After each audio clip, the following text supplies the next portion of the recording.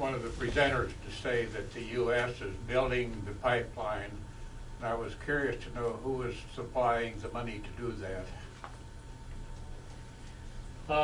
Well, we're not exactly sure how the Keystone XL pipeline is going to be financed. The first Keystone pipeline was roughly a 50-50 debt equity ratio.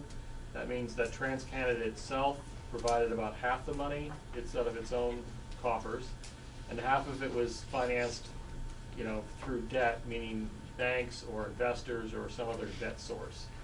For the Keystone XL pipeline, I'm not really sure how they're going to finance it.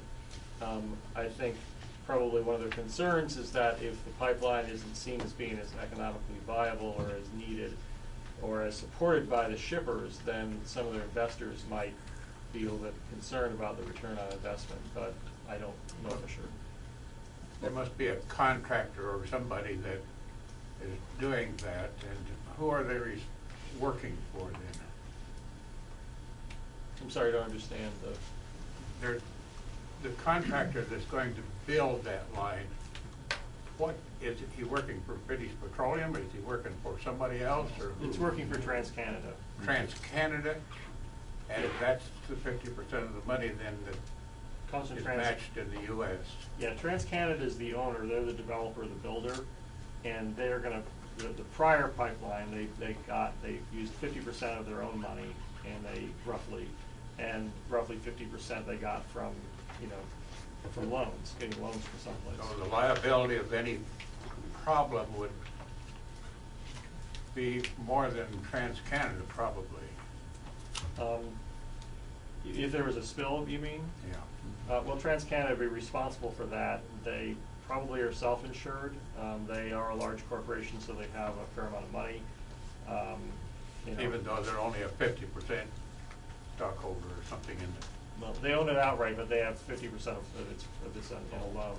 So just like you own your house, and you could own your house 50% of the principal on your house, 50% of the loan. You still own your house. You just also owe the bank. And but they do have they are a large corporation. They own a lot of other resources. So they have, just like British Petroleum, they have some capacity to clean up. Whether they do a good job, whether they do it well enough, and whether they do enough, those are totally different questions than whether they have the money. And it is one of the questions that we're raising with state leaders, that one of the ideas that has come up is that the state requires TransCanada to put money up now into a trust, so when a spill does happen, that families and landowners do not have to go through the legal hassle and hiring lawyers when they're dealing with a spill on their land. So we will be presenting that to the state senators and Governor Heineman as a possible way to kind of help with this. Yeah, if I can add, I mean, TransCanada always says, well, they'll clean it up and landowners have the right to recover any damages. Who in here wants to sue a large oil company? I mean, how much are the lawyers going to cost? A lot of places you probably go bankrupt trying to get your money out of the oil company. Right. Yeah. And the folks in Alaska know that, many of them didn't get full recovery for the spill in Alaska, and they probably never will. So it's one thing to say you have a right to sue and a right to recover. It's an entirely different thing to say how hard it's going to be and whether you're ever actually going to get your money back. So I think that's the importance of a law like that, is it makes it easier, levels the playing field for citizens to recover if there's a problem. I mean, again, this law wouldn't go into effect unless there was a problem. But if there's a problem, there should be a level playing field where everyday citizens don't have to try to take on major international oil companies without having it be easier for them. And one of the other concerns is major corporations also have lots of schemes of avoiding liability, so they could spin off the pipelines into another entity so they wouldn't have any liability for the main company. And so the thing that I mentioned earlier and that Jane just mentioned, requiring some sort of fund to be there so that they have to pay to find them. Yeah, so that regardless of who owns it, there's a fund to pay for damages. Yeah. If I could real quickly talk about cleanups even. I know of 4 spills in Minnesota since the early 70s. 2 of them are still in the ground. They never cleaned them up. Another one is in the process of being cleaned up, and that was the one that was discovered earlier this spring. Another one that did get cleaned up, supposedly, was only because it leaked in the middle of the night. There's a thunderstorm coming, and it was in a wetland. So instead of letting it wash away some more with the thunderstorm coming, they lit it on fire and they burnt it off.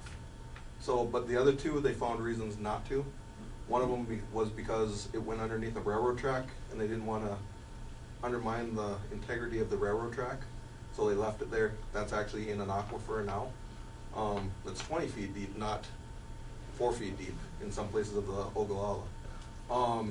And in where I grew up in Pinewood, there's actually a spill from 1973 that is still in the ground that they're quote unquote studying to see how it affects the land. So just because they say that they're going to clean it up doesn't necessarily mean they're going to clean it up yet. This question is for Duane. Duane, this came in via email. Folks wanted, you talked about the whooping crane, but they want to know if the Sandhill Cranes would also be affected.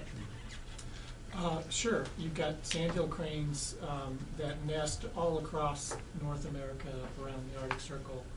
And so from that standpoint, a lot of the same challenges that the whooping cranes face, some of the populations of sandhills would face. Thanks. Another question from the audience? On an organizing front, I mean, obviously, Bull Nebraska and Sierra Club and all these organizations are doing some great work, and I'm thrilled that someone from Western Nebraska is here. But I was wondering, along those lines, where are people working towards in terms of having some sort of organization or group that's sole purpose is stopping the pipeline? Because I know in Omaha we've been organizing to have a group whose main focus is just stopping this pipeline. So where are we in terms of getting these groups networked and having kind of a broader Nebraska coalition that will focus on this? Mm-hmm. A lot of the groups in this room actually do meet on a regular basis, discussing strategy and planning events like this to keep folks engaged and really getting folks to write letters to the editor so it continues to stay in the public light. I think, one of the main reasons that Representative Fortenberry and Senator Nelson actually submitted letters to Secretary Clinton was because of the public pressure that they were getting and quite frankly the yard signs that Representative Fortenberry has begun to see spring up around his district. And so groups are working together. They are already networked together. We have a good state strategy, I think, in place to work with the state senators and some of the other state elected leaders and also with the federal folks. And so essentially the process right now is that this draft environmental impact study came out, folks commented, that comment period is now closed. Secretary Clinton has a couple more steps that she needs to take in order to make her decision if she'll grant the presidential permit. And so we're trying to impact each of those stages. And the other thing is, on the flip side, is there's already a pipeline in the ground. And so there's a lot of concern with the current pipeline that we want to make sure is covered. So groups are working heavily on this. It's one of Bold Nebraska's main focus. It's one of Wildlife's main focus. And Sierra Club's and Plains Justice is, I don't know if you guys are 100% focused on this, but by the looks of it you are on your website. So a lot of groups are focused on this. And then there's the Landowners for Fairness group, which I'll let Ernie talk about. Well, I'm probably not supposed Not to the talk contract too much. stuff. I'm a member of it, but I'm not supposed to talk about that too much. But what I was going to say is the general public can help all of us the most by calling Washington. In your phone books, there should be a phone number for every congressman and every representative.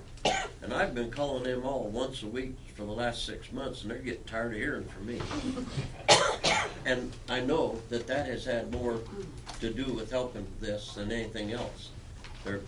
If you keep calling long enough, they finally get the idea that you are serious. But if you only call them once or twice, they'll blow you off part of the time. But if people just do that, it'll help. I have a question for you. What is the reason that you're not supposed to talk about it?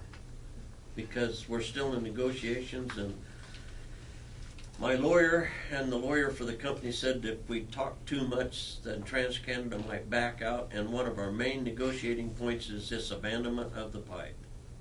Okay.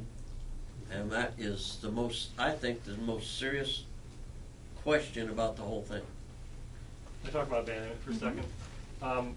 Just so you all know, Canada has actually gone through quite a number of years of development of a process to deal with pipeline abandonment. The Canadians understand that it's a real concern that as these pipelines age, they'll rust, and for among other things, they could become, this could become the world's biggest drain pipe.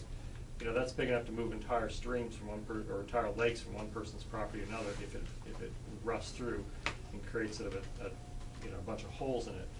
You know, also the pipe could come close to the surface as it ages, as the soil, especially in highly erodible soils, it could come to the surface. It could be a real eyesore. It could become a hazard for farm equipment. It could become a hazard for livestock.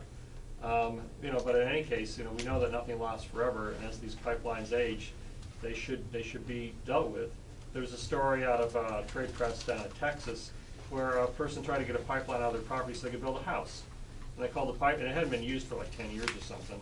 And the property owner called the pipeline company and said, "We want you to remove this pipe so that we can get it out of the ground so we can build a house, or I think a house or building, some sort of building." And the pipeline company said, "Well, you pay us $50,000, we'll think about it." You know, it's their pipe. But sort of, you know, because there was no clear law forcing them to just get it out of the ground, they didn't, and they ended up into a big fight with lawyers. Well, it shouldn't be that hard. I mean, if the landowners are the hosts of this pipeline, you know, they shouldn't be burdened with somebody else's problem, that it wasn't their responsibility. They didn't make any money off of it. They didn't make any profit. They're not owners. You know, this pipe should be removed. So, you know, or they could also fill it and do other kinds of things with it. But the Canadians figured out that they should really have a process, and they should put some significant funding into a general fund to pay for pipeline removal, mitigation, or whatever they do with it.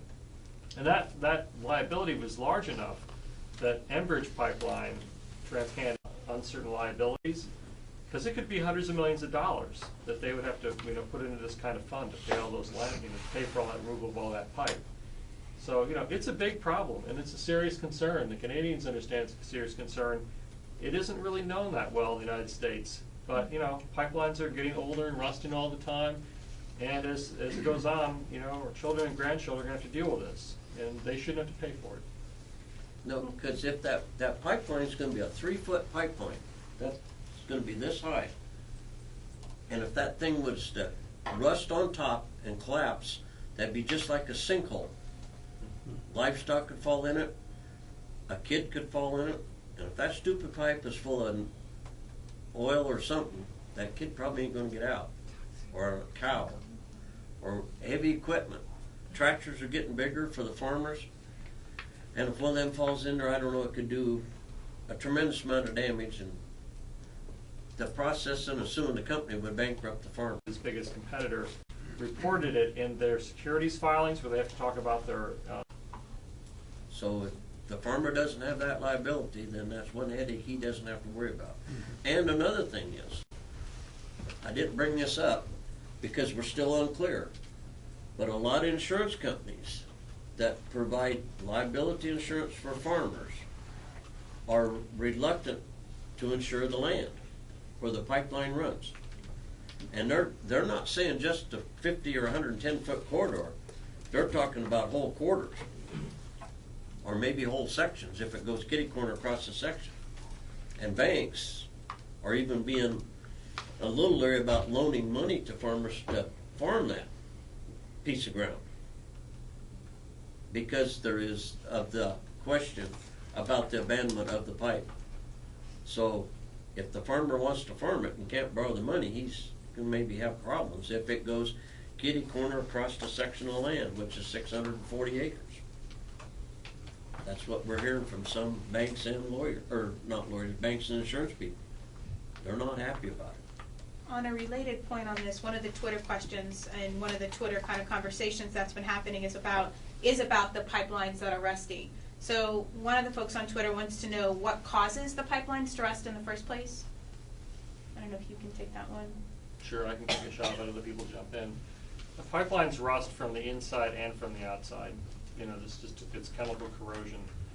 Different kinds of oils have different kinds of chemicals in them that can cause the steel in the pipeline to slowly dissolve. Plus, the pipe, you know, oil does move at a temperature, at an elevated, at pressure and elevated temperature. Chemical reactions happen faster at higher temperatures than they happen at slower to lower temperatures. Pipelines can also rust externally. Now, they have a lot of protections on the outside of the pipeline, but those can be damaged. For example, they paint them with epoxy. It's a very tough epoxy. But it can be scraped off, it can be damaged, and, you know, a construction worker could go along and you know, accidentally hit the pipeline and